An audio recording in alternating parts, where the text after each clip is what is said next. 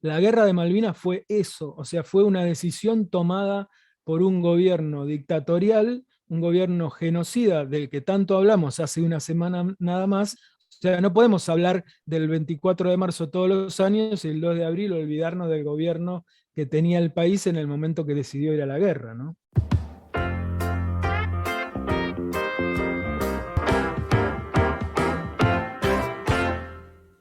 Hola Gabriel, buenas tardes, ¿cómo estás? Este es el Buenas tercer tardes. episodio de Contrapuntos TDF, este espacio de reflexión que construimos junto con Carla Fulgenzi, que esperemos esta vez sí, la semana próxima, se pueda sumar a trabajar, pensar y reflexionar con nosotros. Hoy, como nos habíamos comprometido, vamos a trabajar algunos aspectos incómodos relacionados con los 40 años de la Guerra de Malvinas.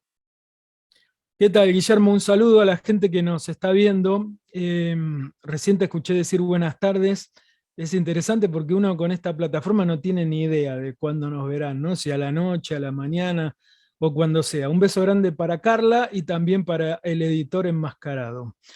Malvinas. Vamos a seguir la línea editorial de este segmento de la semana anterior, que es tratar a los hechos históricos como acontecimientos complejos. Entonces, como se dice mucho para cada una de estas fechas, vamos a buscar algún arista incómodo, algo poco transitado o menos transitado que otras frases que se utilizan para este día, ¿no? Sí, Gabriel, me animaría a Sí, decir aspectos incómodos o poco políticos que en general la dirigencia, la claro. sociedad prefiere no tocar porque hay una suerte de tabú comunitario para tocar determinados aspectos, como si fuera la luna. Una cara de Malvinas sí la tocamos, el lado oscuro de la luna se toca de manera extraordinaria y circunstancialmente, días como hoy, no abordamos en profundidad los temas que vamos a desarrollar hoy. Bueno, pero antes de eso, yo quería plantear algo que no sé si vos estás totalmente de acuerdo con esto, pero que sería como el lado positivo de esta fecha o de la causa Malvinas en Tierra del Fuego. A mí me gusta, vos sabés, me gusta mucho el tema de la identidad, ¿no? Entre los fueguinos, la búsqueda de la identidad. Creo que los fueguinos no tenemos una identidad definida, que la identidad social es muy importante para el desarrollo de la provincia y que todavía no la tenemos.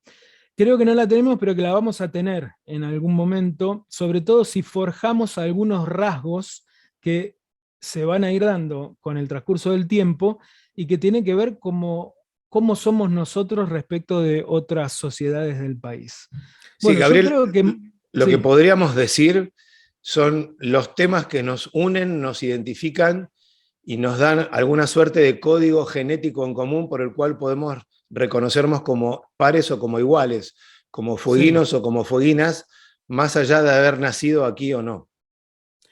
Bueno, en eso habría que decir, ¿tenemos identidad o no tenemos? Yo soy de la idea de que no la tenemos todavía, no es el tema de hoy, pero lo que quiero decir es que cuando tengamos una identidad, para mí Malvinas va a ser uno de esos rasgos identitarios, o sea, uno de los puntos que por historia, porque por la gente que estuvo aquí durante la guerra, porque muchos excombatientes viven en Tierra del Fuego, etcétera, por todo eso para mí Malvinas es una causa de unión, es de los pocos rasgos de identidad que tenemos y por eso a mí me parece positivo desde ese punto de vista. No sé cómo lo ves vos. Coincido contigo, por más que el espacio se llame contrapuntos, aquí no tenemos diferencias. Me parece que el contrapunto aparece con el tratamiento socialmente aceptado de Malvinas y los temas que decidimos como sociedad poner debajo de la alfombra o no abordarlos por temor a tocar determinadas sensibilidades o intereses, y creo que ese es el núcleo de este contrapunto.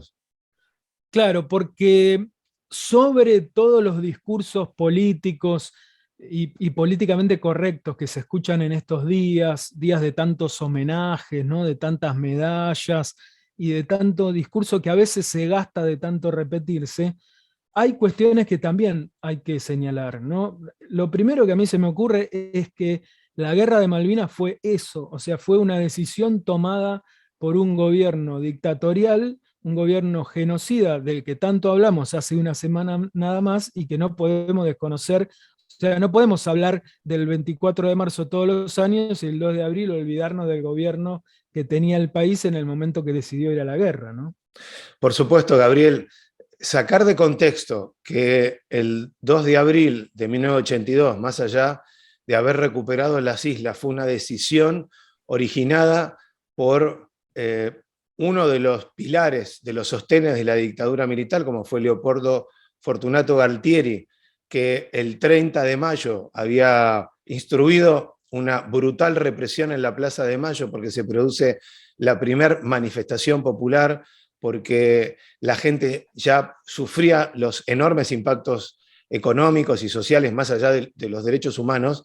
En términos sociales y laborales, la dictadura había llevado al país a un abismo en todo sentido. A los pocos días, la Junta Militar decide tomar o recuperar las Islas Malvinas y es imposible sacar del contexto una decisión que parte desde ese lugar. Claro, luego estamos conmemorando una guerra donde por un lado tenemos la decisión de una dictadura de llevar a chicos inexpertos a la guerra y por el otro lado tenemos que reivindicar a esos mismos chicos o soldados profesionales, en algunos casos, que fueron a la guerra y dieron la vida por la causa. Es en sí misma una contradicción, entonces, esta conmemoración. Tiene las dos cosas, nos guste o no. Tiene la Sí, dictadura detrás, ¿no? Todo el olor y toda la impronta de la dictadura, y tiene el heroísmo de los soldados. sí, Gabriel, absolutamente. No sé si una contradicción.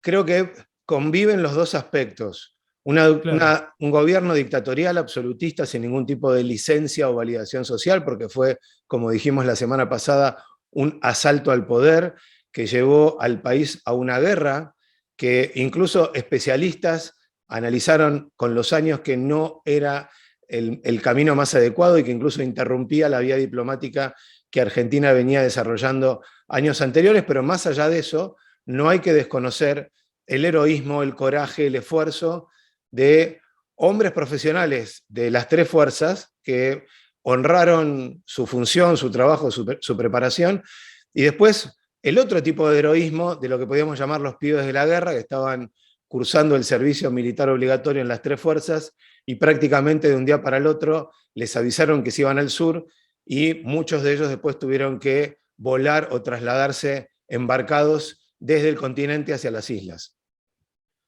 Bueno, a propósito de eso, hay un episodio de la Guerra de Malvinas bastante olvidado, que es el tema de las torturas a los soldados, que también nos involucra mucho en Tierra del Fuego, porque aquí se tramita la causa penal contra más de un centenar de militares que están acusados de torturar a los soldados de la propia tropa durante la guerra. Y ese es un tema que muchos, incluso muchos excombatientes, sobre todo los ligados a las Fuerzas Armadas profesionales, permiten, mejor dicho, no permiten que se hable de él, ¿no? No, no son muy proclives a hablar de este tema.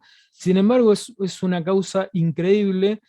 Podríamos mencionar algunos aspectos nada más, no, no tenemos mucho tiempo en este espacio, pero fue una causa que se inició en 2005 en Corrientes, después de la proyección de una película que se llamó Iluminados por el Fuego, que es una película que dirigió Tristán Bauer, que actualmente es el secretario de Cultura de la Nación, que está basada en un libro de Edgardo Esteban, que es un excombatiente y periodista, y a partir de esa exhibición en Corrientes, los primeros soldados que la vieron y se conmocionaron después de verla, empezaron a poder decir lo que habían guardado, muchos de ellos bajo amenaza de los propios militares, que es lo que les había pasado en la guerra con sus propios superiores y las torturas que habían sufrido, ¿no? Sí, en estos días pensaba esta figura, héroes de Malvinas, torturando, apremiando ilegalmente a otros héroes de Malvinas, y me gustaría que desarrolles, vos estás mucho más empapado que yo de la causa, sobre todo las motivaciones, mayormente de estos chicos, estamos hablando de 18, 19, 20 años, que eran reprimidos o sancionados de manera ilegal, irregular, pero me parece importante que cuentes las causas sobre todo. Bueno, la mayoría de las torturas denunciadas son por falta de comida. O sea, los soldados que estaban en Malvinas, esto es sabido, muchos de ellos se alimentaban muy mal en un territorio donde se necesitaba justamente eso, alimentarse por el frío y las condiciones climáticas. Intentaban, como no les daban comida, buscárselas por sus propios medios, por ejemplo, matando una oveja. Cuando eran encontrados, ahí empezaban las represalias y los hechos de torturas están casi todos ligados a eso. O sea, chicos que se procuraban su propio alimento y que después sufrían consecuencias. ¿Qué consecuencias? Los estaqueaban al aire libre, los sumergían en agua helada, los enterraban hasta el cuello, los quemaban poniéndole los pies cerca de los fogones. Y según se sabe ahora, porque en estos días se conoció una ampliación de un requerimiento fiscal, de los fiscales que investigan este caso, bueno, también hubo otros hechos delictivos, por ejemplo, relacionados con antisemitismo e incluso con abuso sexual. Todo eso está, según los fiscales, probado en el caso. Es una causa muy, muy voluminosa que no avanzó y que tenemos que contar también que está muy cerca de quedar impune. Gabriel, pareciera que nos queremos quedar con una suerte de relato lineal de la Guerra de las Malvinas, un discurso heroico que Argentina, después de siglos de colonialismo británico, digo en general, no solo en las islas, un país, la fábula de David contra Goliat, un país en desarrollo, tercermundistas, confrontando en un conflicto armado a una de las 3 flotas más importantes del mundo, incluso en los años 80, y nos quedemos quedar con esa épica. Argentina con sus hombres, las 3 fuerzas, el país encolumnado detrás de la dictadura militar para recuperar durante unos meses las islas. Lo cierto es que hay parte de razón en esto, hubo muchísimas escenas y episodios de heroísmo, gente que, insisto, profesionalmente honró su decisión de integrarse a las Fuerzas Armadas, el patriotismo de intentar recuperar las islas, por momentos se lo hizo. Me parece central el rol de pibes no profesionalizados, sin el equipamiento suficiente, sin la alimentación adecuada, con calzado, vestimenta y armamento que no era el óptimo para enfrentar una de las principales potencias de la OTAN, de la NATO. Era, digamos, prácticamente una batalla imposible y durante días, incluso meses, sostuvieron posiciones que incluso son destacadas y registradas en revistas y libros especializados. Todo eso no borra lo que acabas de contar vinculados con las torturas en Malvinas.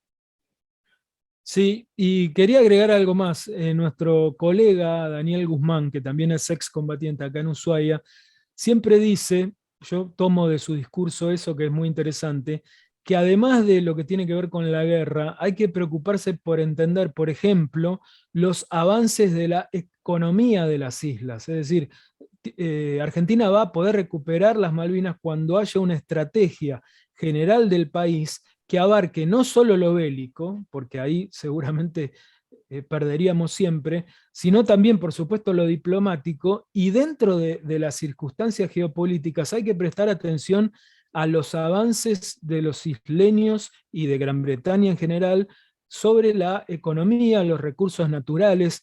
Todo eso forma un conjunto de políticas que el país tiene que tomar a lo largo de los años si alguna vez pretendemos recuperar las Malvinas. No son los actos y las reivindicaciones simbólicas la única manera que nos van a acercar a las islas de nuevo, sino que acá hay que tomar determinaciones concretas y que además se extiendan en el tiempo con un gobierno u otro. Me parece a mí, algunas tienen que ver con empresas, insisto, con temas económicos muy difíciles y que pueden tener respuesta del otro lado, ¿no? Claro, Gabriel, lo que hay que asumir, esto es casi una obviedad, el Reino Unido a miles de kilómetros de las Islas Malvinas las ocupan y las explotan no por una cuestión conceptual, ideológica, sino con una raíz económica productiva, por las riquezas hidrocarburíferas que hay en torno a las islas, la pesca, entre otros aspectos. No es que están enamorados de un territorio que están a miles de kilómetros y va mucho más allá de la vocación colonial del Reino Unido. Gabriel, para cerrar, te propongo una suerte de síntesis de la columna vertebral de lo que hablamos hoy en torno a los contrapuntos de la Guerra de Malvinas? Bueno, Malvinas nos une en Tierra del Fuego. Para mí es un factor de identidad. Eso lo corrobora la historia, nuestra cercanía. Cuando digo nuestra, es los habitantes de Tierra del Fuego con la guerra, ¿sí? Los que vivieron en Río Grande y soportaron los apagones nocturnos por temor a bombardeos, los que contaban las estampidas de los Mirage cuando salían del aeropuerto para después recontarlos a la vuelta y saber cuántos pilotos habían muerto. Nuestra historia nos une a Malvinas y es un factor de identidad, pero no hay que dejar la tierra bajo la alfombra, hay que hablar incluso de los temas que nos incomodan y de los temas que nos generan contradicciones, como dijimos la semana pasada también con el 24 de marzo. Gabriel, creo que un abordaje adulto, maduro, tiene que ver con esto, con no negar situaciones concretas que sucedieron en las islas, puntualmente los casos de abuso de poder, torturas, apremios ilegales, y nunca desconocer que esta decisión se tomó hacia la etapa final de la dictadura militar encabezada en aquellos años por el general Leopoldo Fortunato Galtieri. Gabriel, concluimos este tercer capítulo de Contrapuntos, nos reencontramos la semana que viene con un tema que vamos a desarrollar en los primeros días y a raíz de ello nos reencontramos con nuestros amigos y amigas que nos ven y nos escuchan a través de las distintas redes sociales. Gracias, Gabriel. Gracias a los que se van sumando, nos vemos.